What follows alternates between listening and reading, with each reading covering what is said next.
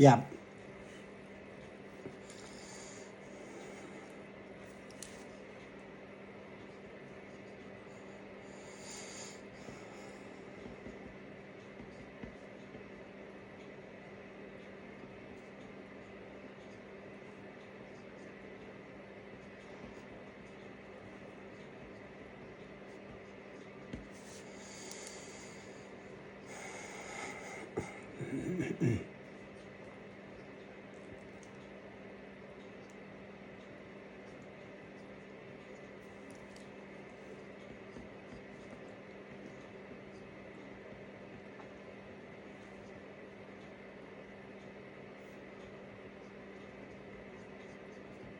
Okay, yeah. So when I say strategize or come up with a strategy,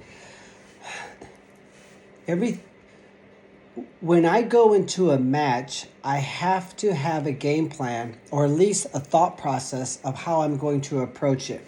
So a lot of times when we compete, we're competing against someone that we know. They're not strangers. And nowadays you can even watch them on film, right? On YouTube or whatever. So you almost never go in blind nowadays. Even if it is an opponent who I don't know much about, you can quickly size them up. So if I had to wrestle someone who was tall and lanky, light bulbs go off in my head. I have an idea of how I will approach this match.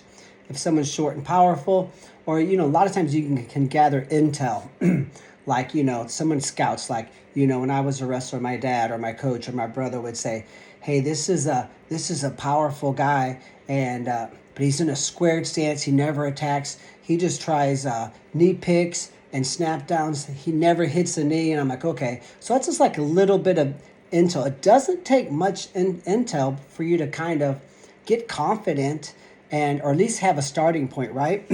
So if I was going to climb Mount Everest, I would want a strategy of how I was going to do it, right?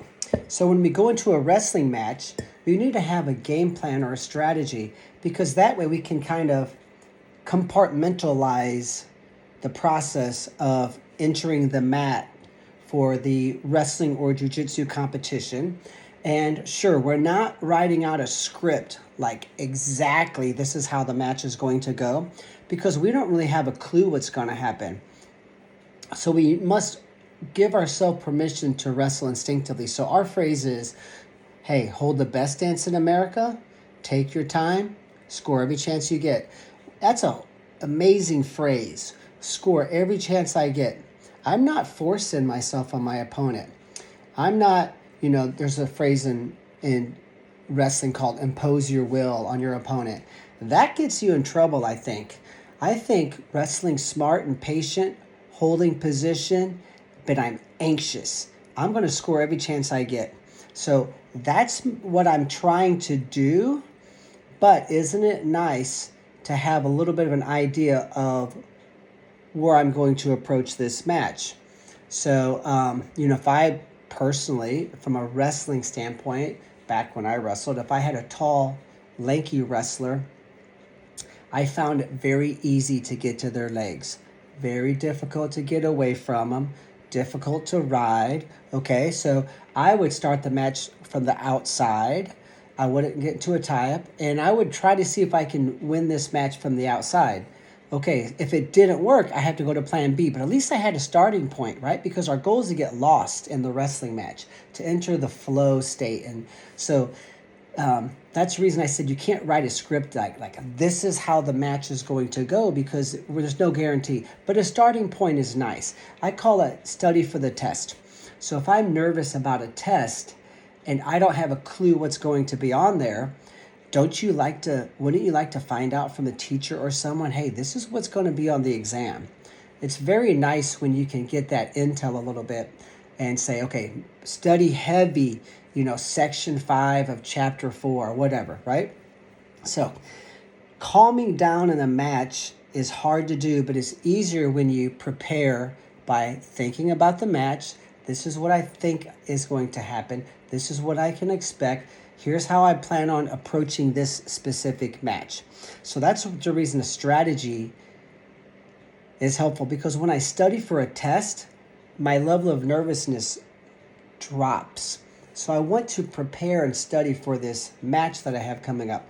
Now, it's easy to do. Let's say you have a big fight coming up in a month, or a big match coming up even next Thursday. I have 8 days to plan. So I'm not going to stress out over it, but I want to give a little preparation every practice, right? So maybe your opponent is really good with a certain submission, or really good with a certain tie-up on their feet in a wrestling match. You spend a little bit of time studying this and game planning. So strategizing is important. Number 2 was to relax. I kind of changed that to calm down, because, we're not relaxed. It's impossible to be relaxed, right? Now you can lay on the sofa and watch a movie and be relaxed, but I can't go into a competition relaxed. So, relax is a good word, but maybe a better word is to stay calm. Remain calm inside, right? So, the calm before the storm. There can be no storm without some calm. If it's all storm, by the time the competition comes, you're done. And I've done this myself. We all have in individual sports. So the calm is very important. And you can enter the calm state, I think, more easily if you have game plan for the match and strategized a little bit. So being calm is very important, because tension, your body doesn't work well when there's tension, right?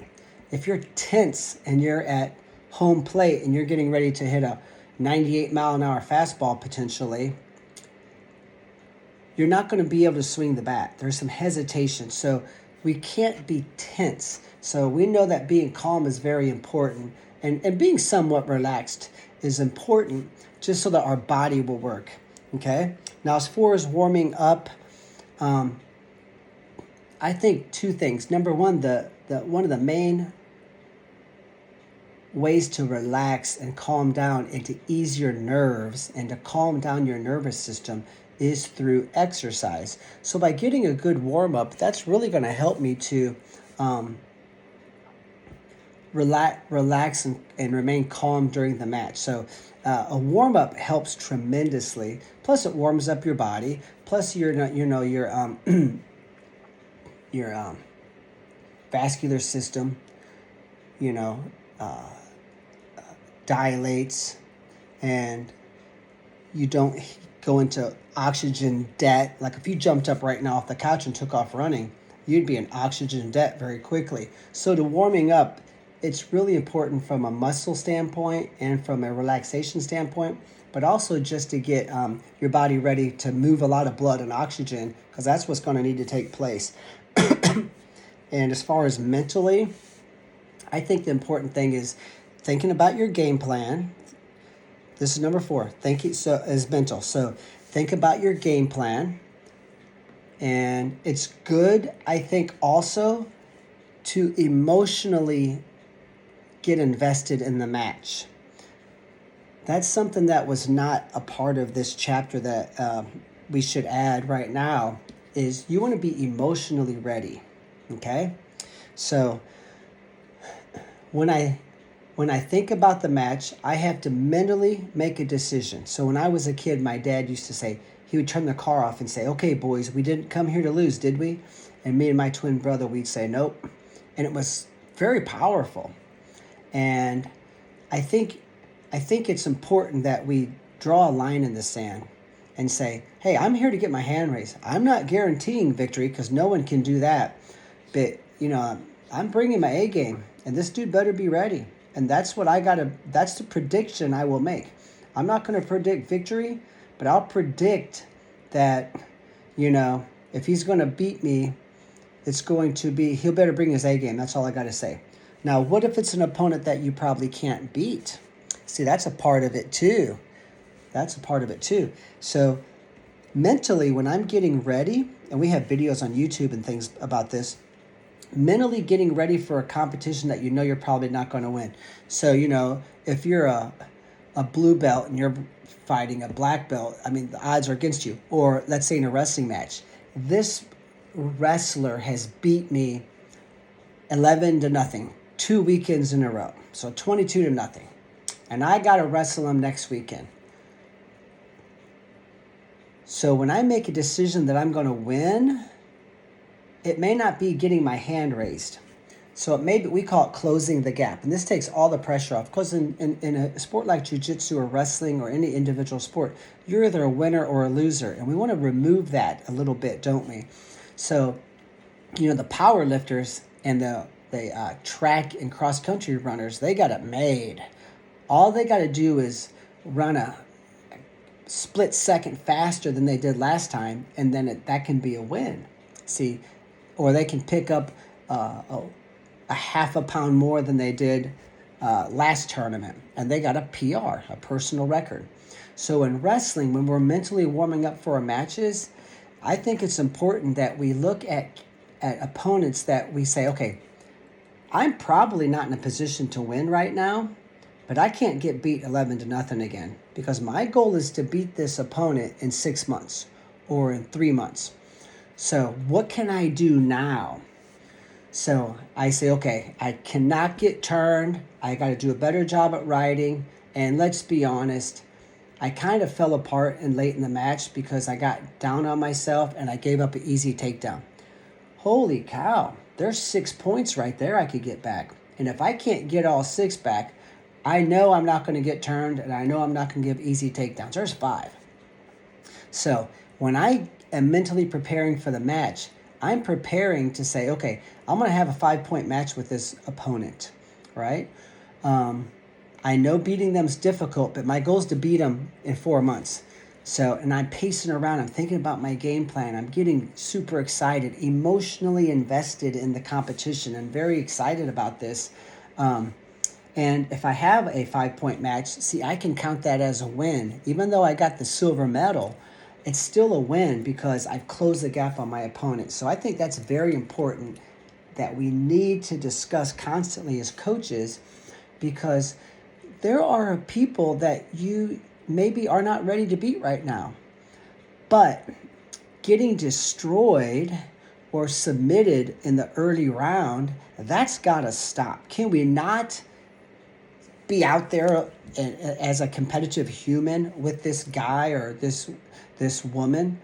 Okay, let's do that. Because what we saw the past 2 weekends, we can't do that. Do you agree? And the athlete says, yes, I gotta be more of a man out there and do my job.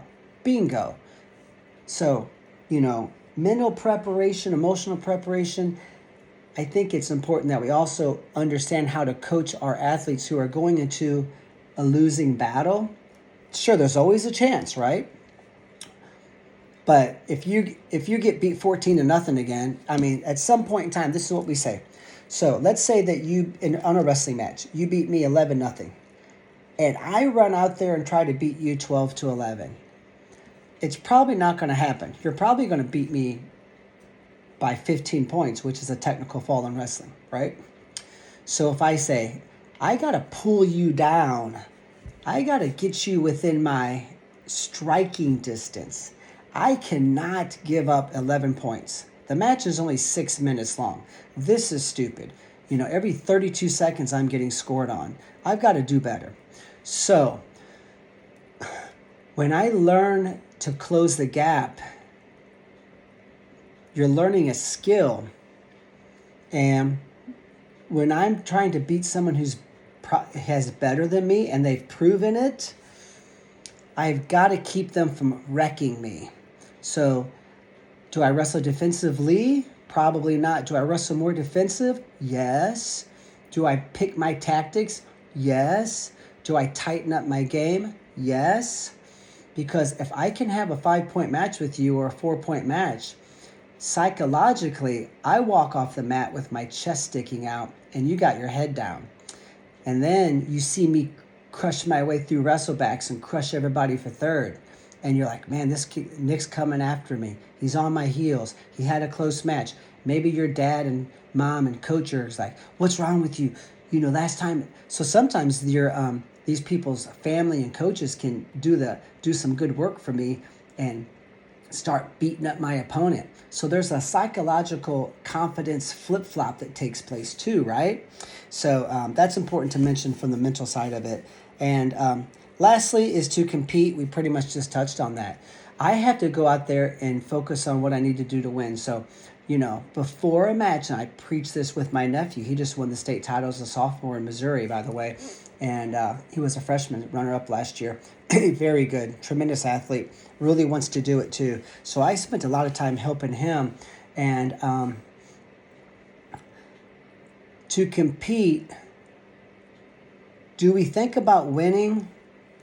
Yes, but when it's time for the ref to blow the whistle, we're just thinking about what we need to do to win, right? So for me, it might be, okay, I got to control the elbows on this guy. Maybe I had a sparring match with him. I remember. Maybe I saw someone else. Maybe I just think that's where I'm going to start the match, because we need a place to start, right? And then we can get lost in the wrestling. So to compete means I think about winning. I think about standing at the top of the trophy. I emotionally get invested. I start thinking about winning, thinking about scoring, think about scoring on the edge, think about my opponent getting hit for stalling, think about getting a turn and listen to my family go crazy after I win. I think about carrying the weight bracket out of the tournament, right? Because we get weight brackets when we win tournaments. I think about all of these, I don't know, maybe ancillary type of things that emotionally just gets me so pumped up to compete, right? And right before the competition, I just focus on scoring points. So when you're climbing a mountain, it's good to stop and stare at the top of the mountain. You've done it for months leading up to the big climb during your preparation. Maybe you used to daydream about it. Maybe you had dreams about it. But when it's time to climb the mountain and your next stop is, this stopping point, you're climbing Mount Everest, let's say, you're only thinking about getting to that next stopping point. You're obsessed with it. And that will eventually lead to the top of the mountain, hopefully. But now's not the time to think about being on the top of the mountain. So in a way, thinking about winning can be a distraction, because I got to think about scoring points. I got to think about, whatever my strategy and game plan is for this jiu-jitsu competition or this wrestling match. So by compete, we want our athletes to take a deep breath, have confident body language on, draw the line in the sand. This is why I'm here. This is what will happen. This is what my game plan is. And I only focus on my game plan that will lead to the victory. And we like to explain it like this, some of your parents and some of your listeners are in sales. Sure, you might think about the paycheck and the big and the new house or the new retirement thing they're going to buy or whatever. But day to day, you're thinking about knocking on doors, picking up the phone, and closing and crushing sales. You're obsessed with the process, and you have a game plan leading into these into your workday, and that's what you focus on.